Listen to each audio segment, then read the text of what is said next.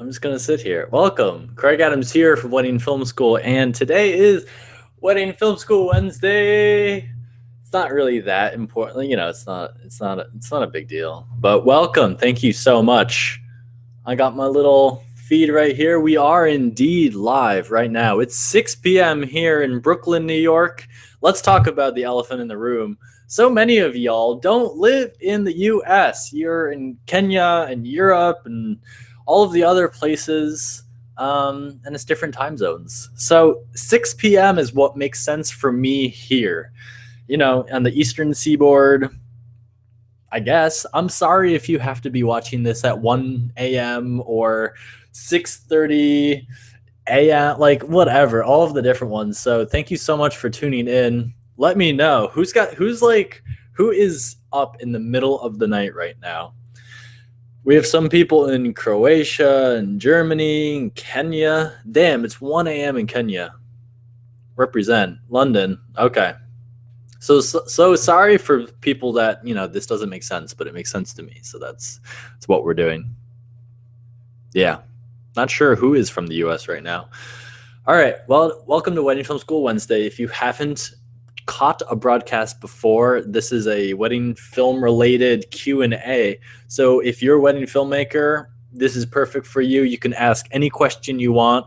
I'll try to check out the chat as much as I can, but we're just going to chat a little bit and hang, and I'm going to be ridiculous. Texas, Manchester. I just came back in from catching Pokemon. All right, yes, everyone is playing Pokemon, at least in the US, and they rolled it out to Canada and Europe, and I think Japan is today or tomorrow or something.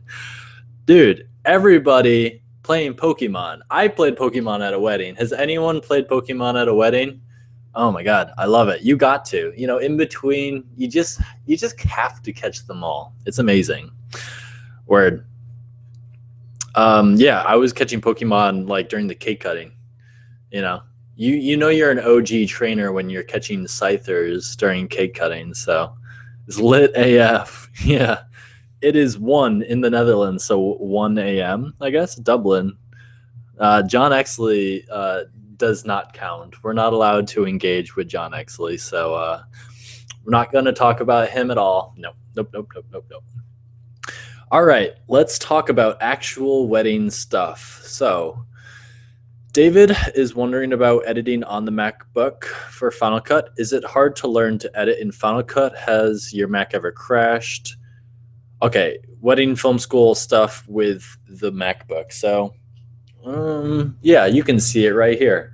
I've got the MacBook Pro closed with the ultra wide here. And I was actually looking at other computers today because, one, I can edit on this thing. The 4K is okay. It gets a little hot, the vents start going, but that's what they're there for. Once you start getting multiple layers of 4K footage on top of each other, I feel like most computers are going to kick it into overdrive and, power through, but it works. I can do it. It doesn't slow down in any way that really frustrates me, because I've had computers before that have frustrated me. I've had PCs, tower-based computers that wouldn't let me process. Like I would finish an edit on like Sony Vegas back in the day in high school, and then I would go to export, and then it would just overheat and then shut down the computer like halfway through. And I remember like just struggling, like changing the codecs, changing the output. I think we've all been there, like when we didn't even know what like MOV was compared to MP4, like all that stuff I had to learn just by practicing and trying all the different ones. It wasn't until I got my first MacBook Pro at the end of senior year in high school that like I had Final Cut Express, by the way. I got it pre-installed. That's how OG I was back in the day. Final Cut Express. And I remember exporting anything I wanted, and it would never overheat and never shut down. I thought it was like the renaissance of filmmaking. So yeah. But I'm okay with this. But as soon as the new MacBook Pro Retinas come out, September, maybe? I don't know. They seem to always be pushed back, but they're due. I'm going to get a new MacBook Pro. That's for sure. I want to get a large, like 15-inch just fully maxed out. I'm willing to drop up to $3,000 on my next computer. I want it to be a power horse, you know. Okay. All right, I am missing some questions. I'm just gonna pick the one that I see here. Pokey hat. All right, you fucking make me do it. You know what? Let's get right. Gotta catch 'em all. Gonna keep this hat on for a little bit. Yes. Anyone who's been catching my vlogs of late, that's what I've been up to. Sorry for not making as many wedding film school videos as I usually do, but I've been busy making Pokemon. No, making vlogs about catching Pokemon. So, yeah. All right, that's enough of the hat. It's an authentic Pokemon hat. It's a real trainer's accessory. Y'all are jealous. Apartment tour. Yeah, Josh, that is a upcoming video on the vlog. So, you know what? I might do that today. I still need to shoot. I was supposed to do an editing vlog with Harry, but I had this, and then I'm also knee deep in a wedding edit right now, so I kind of skipped. I feel bad, but we're going to definitely do like me trying multicam. I think that's what we were going to film today, like just me struggling through using multicam and like just being pissed off. So we're gonna do that some other time. Okay, so tips for first time third shooters. Kevin is asking. Kevin, where are you from? Okay, so if this is your first time third shooting for someone, there's a balance between having, like, as a person, I've third shot for other people before, and then I've also hired third shooters. So I've seen both sides of the aisle here. It can cause you more stress and more work to have a bad third shooter that doesn't know, and also if you don't give them good direction. So first, it's all about setting expectations. That's any relationship in work or personal. Set expectations. So ask them what you want beforehand before you agree to it, but it should be pretty low key. You know, some people just want you to do basic stuff, you know. So there's so much here to talk about. So I would say a good third shooter, I would limit them, because, you know, you could come in as a third shooter and just like go crazy with like slider shots and trying to get this and that. But if you're hired as a third shooter and they're just like, all right, here's a tripod, here's a camera, here's one lens, this is what I would hope that you get. You know, go get this or that, or just get the groom's reaction during the processional for the ceremony, or just get a single wide static shot and make sure that the camera's always rolling. Here's some fresh cards, some fresh batteries for the ceremony. That's your job. You know, just limiting your third shooter to exactly what they need to do is probably the best way for people just starting out. So if you are third shooting for someone else, ask them what the expectations are and just try to keep it simple. You know, they're not, it depends, but keep it simple. Okay, A7S Mark II settings for a first timer. Okay, well, I'm actually recording this right now with my vlog camera, so this is going to make it into today's vlog for sure. But yeah, I'll stop recording. I was doing like a time lapse. So when you first get this camera, I've got this in vlog mode right now, but for vlogs, it's way different. But for weddings, you kind of want to shoot a little flat. Honestly, for people starting out, if you're just learning this color science of the camera, because every camera is different. Like the 5D Mark III has way different picture profile settings than this. So it may sound stupid, but just shoot standard. Shoot normal contrast, normal saturation until you just get a hang of the camera, and then you can start experimenting. I've seen too many people like just grab a new camera and then just go buck wild with like S-Log 2 or 3 with this new Sonys, and their stuff looks terrible. You know, you really need to start slow, even if you've used like the Canon 5D Mark III and stuff like that. Autofocus is nice, but there's so much customization. So when you first get this camera, it's like 50% operational. You need to change the settings and button map and like know the layout so that you can change everything without looking, because that's really like the speed is what makes you a good filmmaker. If you have to like look at the screen and change your settings every single time, you have to make a slight adjustment to focus or contrast or focal length or whatever, you're going to miss everything, especially for a wedding. You ever try to shoot prep when you don't know how to change the shutter speed? Yeah, so I would say first time starting out, you know what, I should make I feel so bad because there's so many videos that I have a list of what I need to make, but a really good video for wedding film school would be setting up your A7S Mark II in 5 minutes. So I would show you exactly what I have it set up for wedding mode, because it's different than vlog mode, which is in right now. But I love the camera to death. I love it. It's great for weddings. I'm so happy I switched from Canon. I have no brand affiliate. Like, I just don't give a shit as far as brands. If Canon comes out with something better in a month, which they might, I'll get it. You know, whatever works, really. Do you think a glide cam is still viable? Who said that? Viova? Wait, well, fuck. Viova. Where are you from, Viova? Yeah, I'm saying that wrong. I know it. Glide cam's still dope. Yeah, I used it for like 2 or 3 years. And if you search glide cam on YouTube, my video, let's test it right now. Let's test it. This is a little moment for me right now. Let's just search if glide cam, let's just search glide cam. If okay, Devin Graham Supertramp might come up. But then again, Joe Simon also might come up.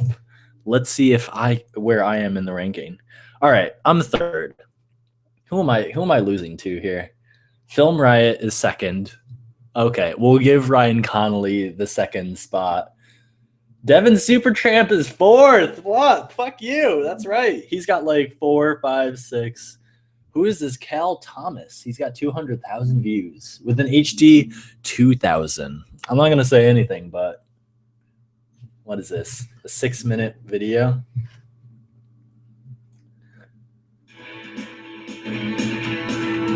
All right, I'm over it. I'm over it. So y'all need to go watch my glide cam video to bump it up to the #1 spot. Yeah. But yes, it's still viable. The better person to ask on this subject is Matt Johnson. Matt Johnson made a dope video about stabilization for weddings. So check that. All right. So there are so many freaking questions right now. You guys are awesome. I'm seeing a lot of familiar faces. Thank you guys so much for tuning in. Right now, I would just love for you guys to just mash that like button right now. Take a hot minute. All right, I'm going to grab my water because I've been talking nonstop. I'm going to give you 5 seconds. Let's put 5 seconds on the clock. You're going to mash that like button once, okay?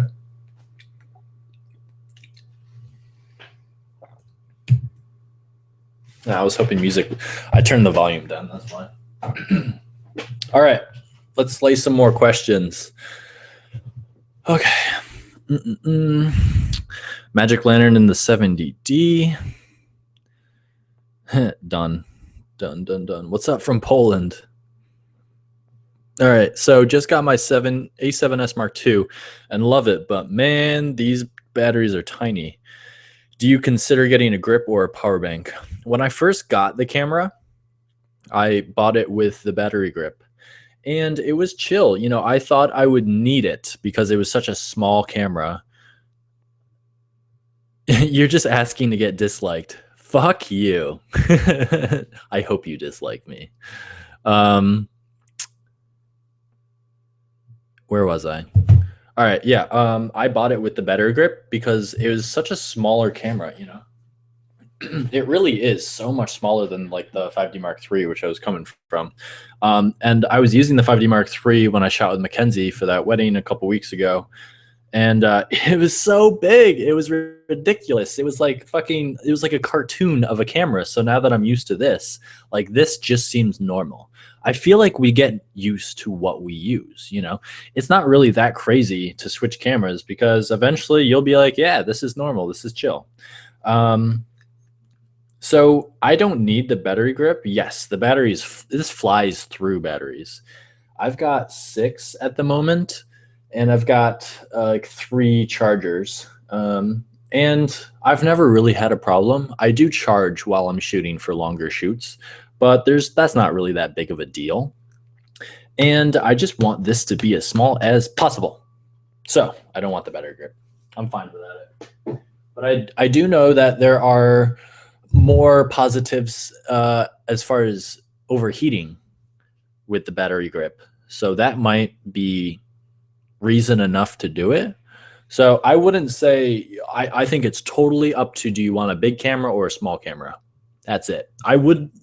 For weddings, I really wouldn't mind a battery grip, especially if it allowed me to roll 4K for as long as I wanted. That would be dope. Dope. What's up, Max Films? William. Do you ever freak out using the A7S for vlogging in the way you do? Boosted board, for example. Do you have insurance? I've dropped the cameras. As you can see, if you watch the vlogs, I caught a drop recently. I don't have insurance. I've embraced the Casey Neistat, and I don't think I've put like a cap on here in a while. I'm just so over trying to baby my gear. If it gets a dent, I don't care. Like, I'm not using it to just sell it. Like, I'm using it to use it. So if it gets a dent, whatever. There's already dents on this lens because someone dropped it. It wasn't me. It wasn't me. No. But I don't have insurance. Maybe that's naive of me. Maybe that's stupid, but we'll see.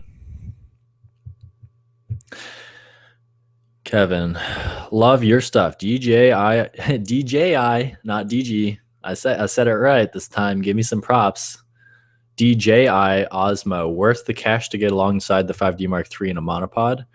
From what I have seen, well, someone just said Craig Adams with a C. No. So I've tested the Osmo, and the quality isn't quite there, especially compared to like a 5D Mark III.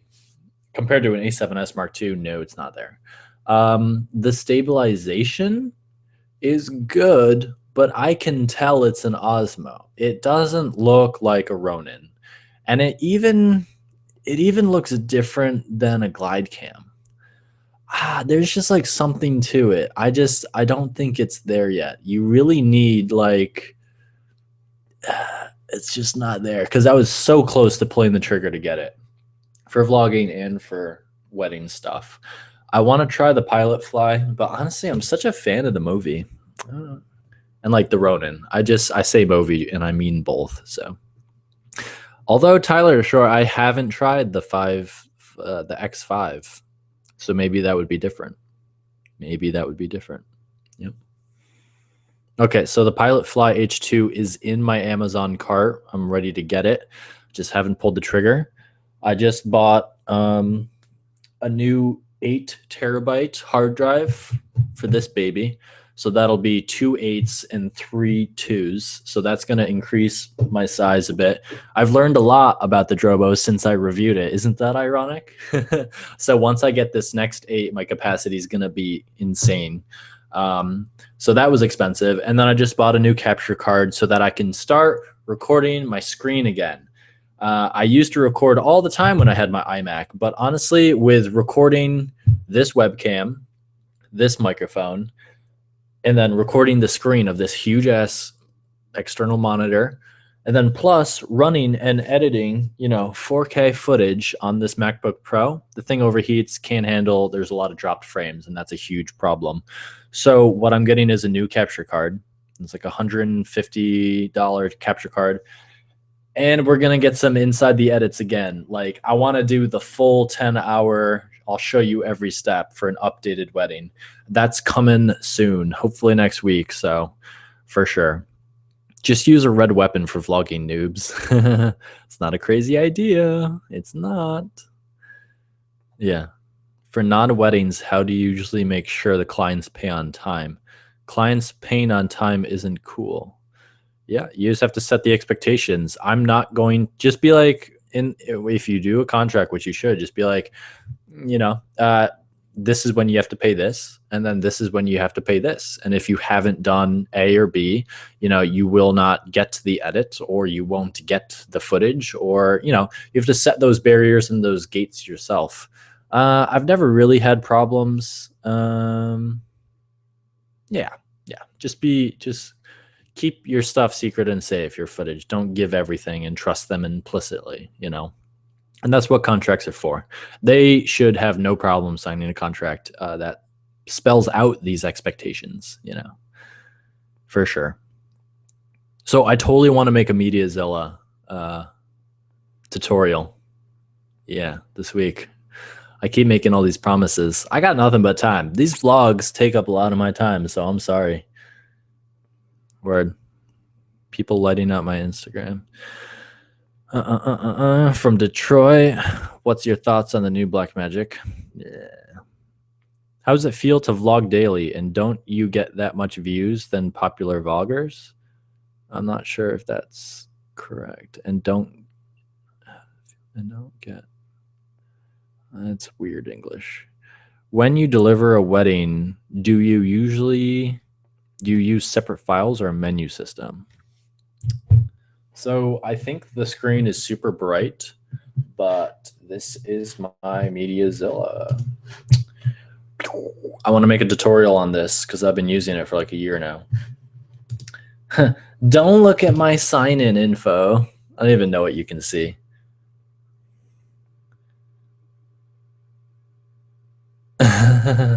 Sarah Canducci. Sarah Canducci. She's messaging me. So here's all the medias. And then you have collections. So this is like an online DVD. Let's open up Connie and Sean's just for a quick little demo. So this is what they get. Let's see. Can you see this? Yeah, you can kind of see this. So, wedding film, documentary, and for this one, I separated the files. But for every one since this is a bad example. It's just been 2. Let's do Brianne and Patrick. Let's open this up. So they just get 2, wedding film, and then documentary, family film, archive film, whatever the fuck, it doesn't matter. They're longer film, and then they're shorter film. So they can watch in HD, they can download, they can share. Pretty simple. I give them passwords. MediaZilla is great. I loves it. So that's why I want to do a full tutorial. No, fuck DVDs, Dan. Fuck DVDs. I don't even entertain the idea of burning. I couldn't make a DVD if I wanted to. I wouldn't even contemplate it.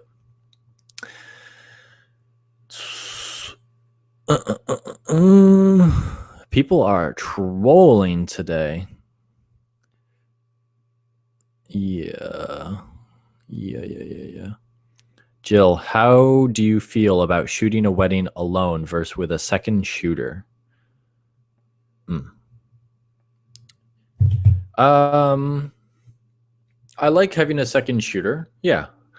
I like it because I know that I could get a lot of extra footage. Depends. If the bride and the groom are getting ready in the same location in the morning, it makes my job way easier as a solo shooter. But if they're in like different locations and it's impossible for me to shoot both, I have to just shoot the bride. And then I don't have any footage of the groom, which sucks. And that's important to go back and forth for the story. But so having a second shooter is super important for that. It's really, really, really hard to shoot the ceremony and the speeches by yourself. I do it, but it's exponentially easier with a second person, especially someone who knows what they're doing. If I'm shooting with Mackenzie or Mike Giardino, it's like, or Matt Koza, like, done, easy. We got this. We don't even need to talk. We know what we need to do. We know what the other person's shooting. We're using 2 cameras each. So we have like 4 cameras set up, just the 2 of us for like the ceremony of the speeches. And it's super chill. We always get great footage. my last two weddings that you're going to start to see rolling out this week were both shot by myself, and I have behind the scenes footage for both of them. So you're going to see that struggle. I told them not to help me at all. So I do struggle in some points, especially the ceremony and the, the multicam parts. But shooting solo, I know what I'm getting. Like, there's no stress. Like, I'm just shooting what I can get. With a second shooter, you're constantly wondering, are they getting what they need to be doing? Are we getting the same footage by accident? There's lots of the what ifs, the FOMO. There should be a FOMO for weddings, like the fear of missing out, the fear of not getting the shot. Someone do the acronym for me. The fear of not getting the shot. The fear of not knowing what your second shooter is doing. Yeah. Yes. Oh, Sarah is in the house. What's up? It's my girl, Sarah. I've just seen the backlog. The Star Trek music through. Damn, can't wait for the premiere of Beyond tomorrow night. Yeah. Yes. Anyone you ever use Rokinon Cine lenses? They're just lenses. They're pretty similar to other lenses, Yes, they're manual and aperture controlled and whatnot, but lens is a lens. I'd worry about other stuff. When is your next wedding film review? I should make one. It's way overdue. Oh, here we go. Funk was Kevin hooked me up. Funk was with that's a bad one. FONKWYSID. I love that. Great. Thanks for doing that, bro. What's the limit, or how much can you intervene directing in a wedding day? That is entirely answered by yourself. You could, it's an infinite spectrum. Infinite, that's not infinite. But like, you could do a ton of directing, or you could do none. And that's your decision. But what you have to do is set those expectations beforehand with the planner and the photographer and any other professionals that are involved in the day. You can't just do whatever you want, because if everyone did that, that's where the photographer ruined my shot. That's where all the problems stem. You have to look at it from both sides. So if you want to direct a lot, it is very possible. There are tons of brides who would love that kind of wedding film and love to be directed. And there are also wedding photographers who are totally chill with you doing that. But you can't just expect to be able to do whatever you want. Yeah. Off topic, what kind of feature films do you like? Oh man, I got so many faves. I got a whole list of my favorite films. And if I can get them up real quick, I will list off. I'll take 5 seconds to do this. All right. Hold on. Put 5 seconds on the clock. Interstellar, Pride and Prejudice, Harry Potter, Star Wars, Lord of the Rings, Moon, Tron, Legacy, Oblivion, Edge of Tomorrow, 2001: Space Odyssey, Inception, Dark Knight, Born, There Will Be Blood, Whiplash, Social Media, Avatar, No Country Full of Men, Children of Men, Troy, Matrix, Minority Report, Saving Private Ryan, Gladiator, Blade Runner, Gattaca, Contact, Star Trek, Her, Ex Machina, District 9. All right, that was way more than all the time I allotted, but that's my list of favorite movies. Here, let me reload it. I can't see it. Here we go. Wow, 73 likes. You guys are killing it. Are you happy? Arthur, are you happy? Who cares if I'm happy? I'm always happy. I am an optimist. I try to stay very, very happy. I put a lot of effort. Wedding films, you dork. Dan, are you trolling? Yes. What are my favorite wedding films? Fuck that. Who watches wedding films? I don't know any favorite wedding films. No, I don't give a shit about wedding films. Do you recommend Speedlight Flash? What? No. Do you work with the photographer and just love Sydney Faith? Do you work with the photographer and just capture what they're directing, or do you take the couple and do your own thing? Yeah. I'd say that most people start out just kind of being a fly in the wall and doing whatever. and that's totally cool. You can get some really, really cool stuff. That's more visual. You can make all different types of films. But yes, I've been directing the couple a lot more as of lately. And just because I don't like the whole, like, what's the reason for shooting a photo session? Like, you just get like the couple like looking off, like, or like just like staring at each, like, it's just kind of stupid. And you're a little limited by what you can capture when you don't direct. So I've been way more assertive in speaking with the photographers and whoever I'm working with beforehand, being like, this is a cool schedule. Is it cool? You know, I'm planning on taking this amount of time here, and they're like, okay, yeah, cool. So be friends with them. Yeah, don't demand, ask. That's rule number one, working with other photographers. But yeah, I direct, especially during photo sessions, and then when the bride and groom are doing something, you know, I will take them out and do some special shots. I always hype it up. I'm like, I've got the coolest idea. Let's go and do this and get them excited. Sunset stuff. I like to work with light because you'll notice that like what the photographers are looking for sometimes are very different than what looks good on film. So a lot of times like they'll put them in flat light. You know, well, it depends on the photographer. Basic photographers will just put them in shade, flat, soft light, and then just shoot that for days.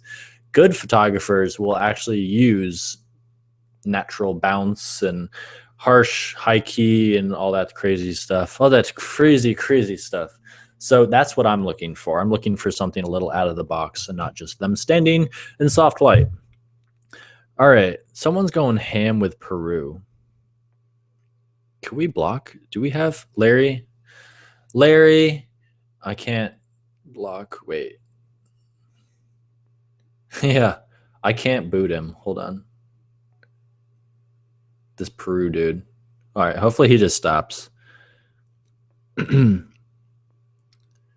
What is going on? Yes, love that harsh light with lens flare. Yeah, got to mix it up.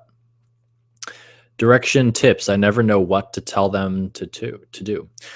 Yeah, okay. So as far as directing, there are a couple like very basic things that you could always do with them.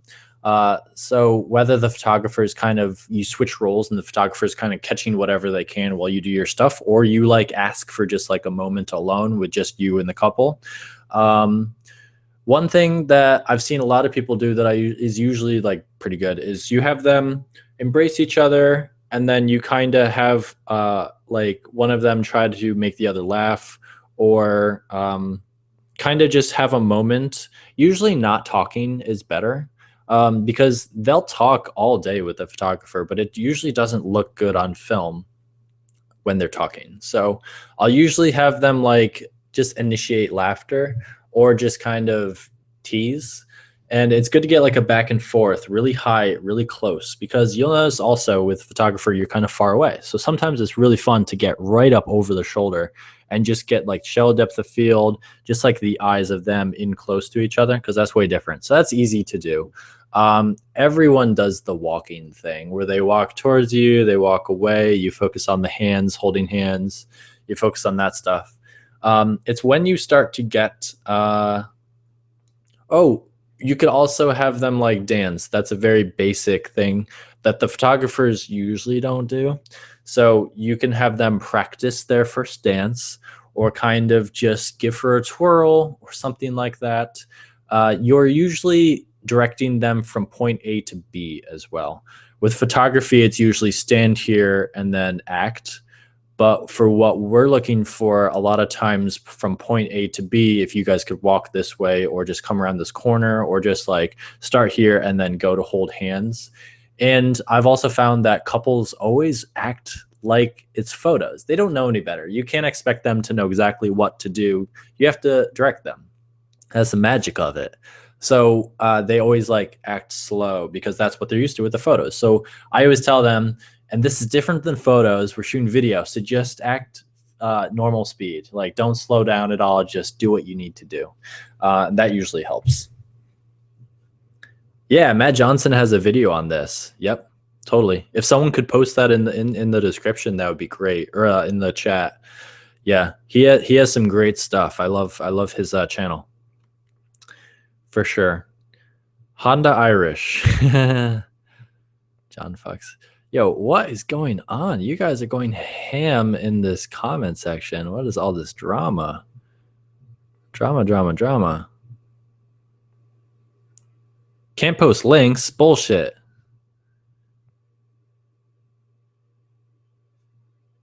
Okay, what is going on? I've never had so much trolling in my comments before. Thoughts on the 50 art? It's just a lens.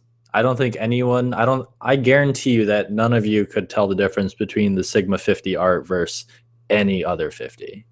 I think it's a non-issue. I think the camera companies want us to be discussing this, but honestly, unless you're working on $1 million budget films, no one's going to care about the difference in quality if anyone can notice it.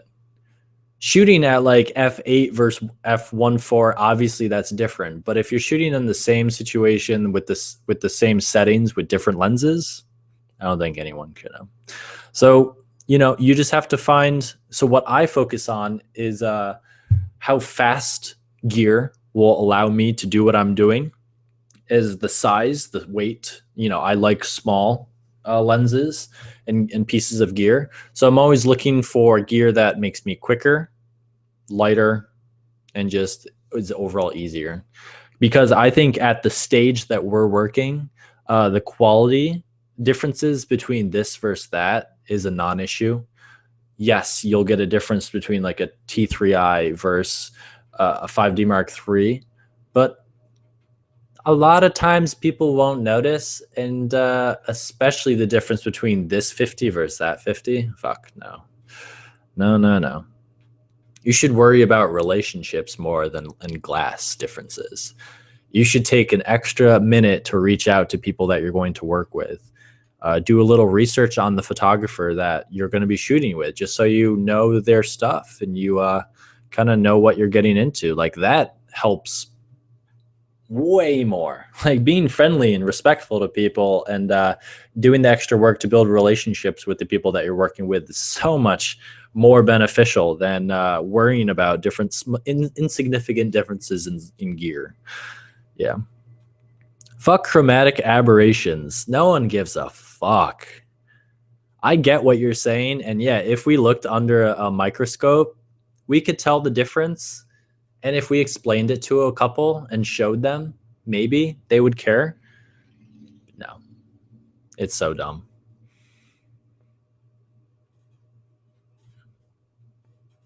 Oh my God, stop asking me about lenses. This is, all right, I'm going to rant a little bit. I love Wedding Film School. You guys are fucking awesome. It's been an amazing 2.5 years growing the channel, doing these tutorials and making these videos and sharing, the successes and the failures, because a lot of people gave me shit for starting this because I was young and inexperienced. But I think you can learn a lot more from people's growth and failure than just highlighting the successes and the things that go right. But the thing that makes me not, become so interested in this channel is just like the bullshit of the industry. Just people caring about stupid things. And I was the same way. I remember, learning how to shoot weddings, seeing these other people shooting these awesome weddings, wondering how I could be like that someday, worrying about gear, worrying about stupid things. And it's just like exhausting, because now I get to see it all over again with like you people learning and growing and getting excited.